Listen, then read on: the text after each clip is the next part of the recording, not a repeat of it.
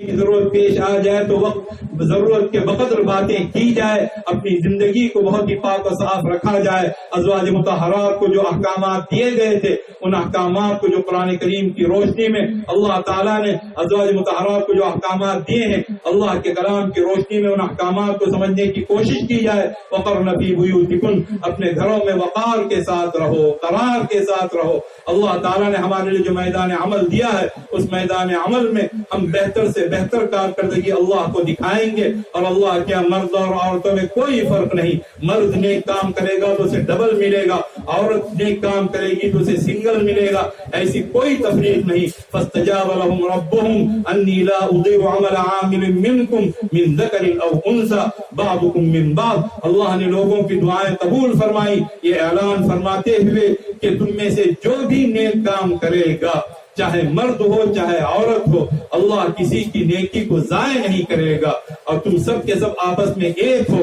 اللہ رب العزت نے وہ مقام مردوں کو جس طرح دیا وہی مقام عورتوں کو بھی دیا۔ بلندیاں جس طرح مرد طے کرتے ہیں عورتیں بھی بلندیاں طے کر سکتی ہیں۔ قرآن کریم میں اللہ تعالیٰ نے متعدد جگہوں پر اس کی مثالیں پیش فرمائی ہیں۔ ایک آیت میں تو اللہ تعالیٰ نے یہ بتانے کے لیے کہ جو نیک کام مردوں کے لیے جتنے نیک ہیں وہی نیک کام عورتوں کے لیے بھی اتنے ہی نیک ہیں اور اتنا ہی درجہ بڑھانے والے ہیں۔ اللہ تعالیٰ نے مردوں کے ساتھ عورتوں کا تذکرہ بھی فرمایا، اور اسی آیت پر ہم اپنی بات کو مکمل بھی کریں گے۔ ان المسلمین والمسلمات والمؤمنین والمؤمنات والقانتین والقانتات والصادقین والصادقات والصابرین والصابرات والخاشعین والخاشعات والمتصدقین والمتصدقات والصائمین والصائمات والحافظین فروجهم والحافظات والذاکرین اللہ کثیرا والذاکرات اعد اللہ لهم مغفرة واجرا عظیما۔ بے شک مسلمان مرد اور مسلمان عورتیں،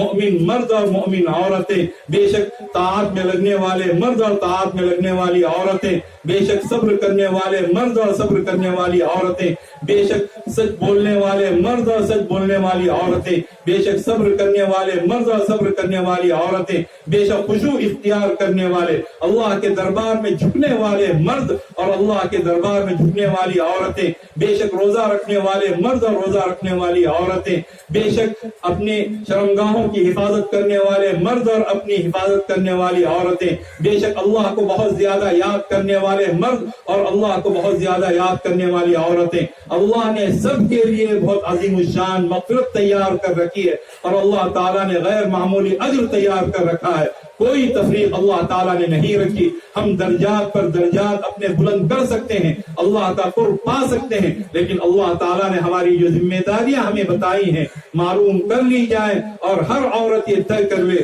کہ وہ اپنے گھر کو جس طرح کچرے سے پاک رکھتی ہے اس سے بڑھ کر اگر کوئی ایسا کچرا، شرک کا کوئی کچرا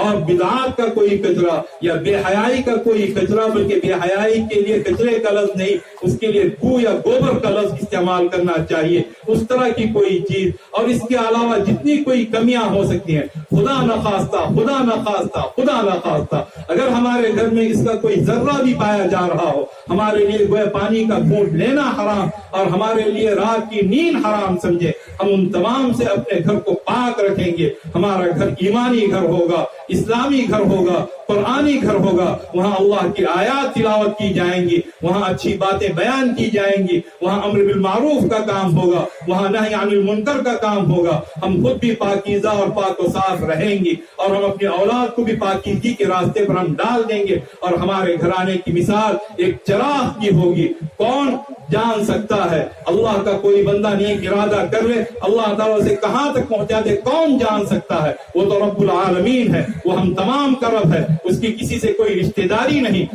اللہ کا جو بھی بننا چاہے، کوئی مرد بننا چاہے، عورت بننا چاہے، عالم بننا چاہے، کم پڑھا لکھا بننا چاہے، کم پڑھی لکھی عورت اگر اللہ کی بننا چاہے، اللہ کے راستے سب کے لیے کھلے ہوئے ہیں۔ کوئی جذبہ اس طرح کا دکھائے اور اپنے آپ کو پاک و صاف بنا کر اللہ کے دربار میں اپنے آپ کو پیش کرے، اور جس طرح حضرت ابراہیم نے کہا تھا اذ قال له ربه اسلم، کہ اس وقت کو یاد کرو جب ابراہیم کے رب نے ابراہیم سے کہا کہ اے ابراہیم اپنے آپ کو ہمارے حوالے کر دے۔ اللہ نے حضرت ابراہیم علیہ السلام سے کہا، حضرت ابراہیم علیہ السلام نے جواب دیا اسلمت لرب العالمین۔ ابراہیم تو پورا کا پورا رب العالمین کے لیے حاضر ہے۔ اس طرح کہنے والے ہم سب کے سب بن جائیں. ہم اللہ کے دربار میں حاضر ہیں, ہم اللہ کے احکامات پر عمل کے لیے حاضر ہیں, ہم اللہ کی ہدایات پر مر مٹنے کے لیے حاضر ہیں, ہم اللہ کی محبت میں اپنے آپ کو فنا کرنے کے لیے حاضر ہیں, ہم اللہ کے دین کو قائم کرنے کے لیے حاضر ہیں. ہماری زندگیاں, یہ تو ایک زندگی ہے, اگر 1000 زندگیاں بھی ہوتی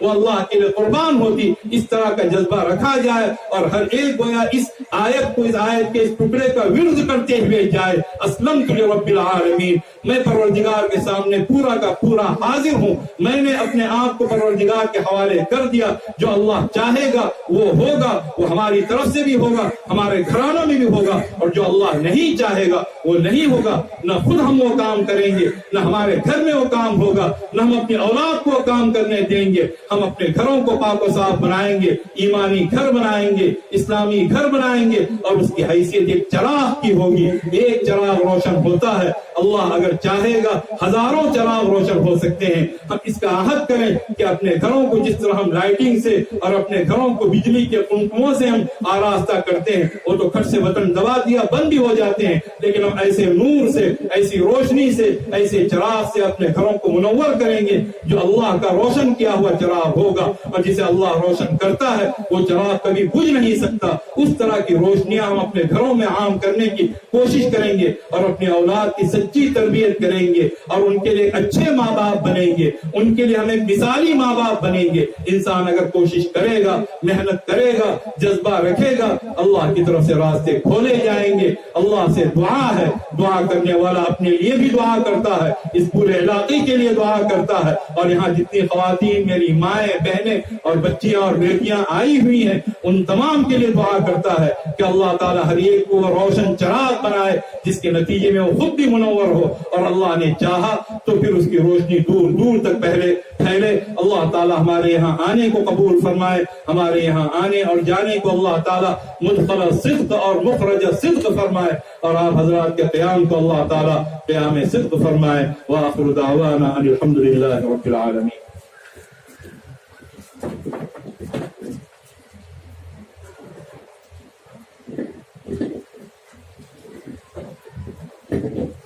شکرا جزاکم اللہ خیر و احسن الجزاء.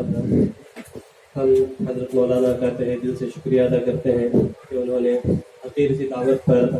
لبیک کہتے ہوئے یہاں پر اتنی قیمتی نصیحتوں سے اور اتنی قیمتی باتوں سے ہمیں نوازا. اس موقع پر ہم دوبارہ حضرت مولانا کا شکریہ ادا کرتے ہیں, اور تمام ماں اور بہنوں کا شکریہ ادا کرتے ہیں کہ انہوں نے اپنے قیمتی وقت سے تھوڑا سا وقت فارغ کر کے یہاں پر حاضر ہوئی اور دین کی کچھ باتوں کو سننے اور سمجھنے کی کوشش کی. ہم امید کرتے ہیں اور یہ کوشش بھی کرتے ہیں کہ جتنی باتیں سنی گئی ہیں انشاءاللہ اس پر عمل کرنے کی کوشش کریں گے, اور اللہ تعالیٰ سے توفیق بھی مانگتے رہیں گے کہ اللہ تعالیٰ ان تمام باتوں پر عمل کرنے کی توفیق عطا فرمائے. محترم خواتین, مولانا نے جتنی باتیں یہاں پر ہمیں نصیحتیں کی ہیں, ہمیں بتائی ہیں, ہم انشاءاللہ کوشش کریں کہ ان پر عمل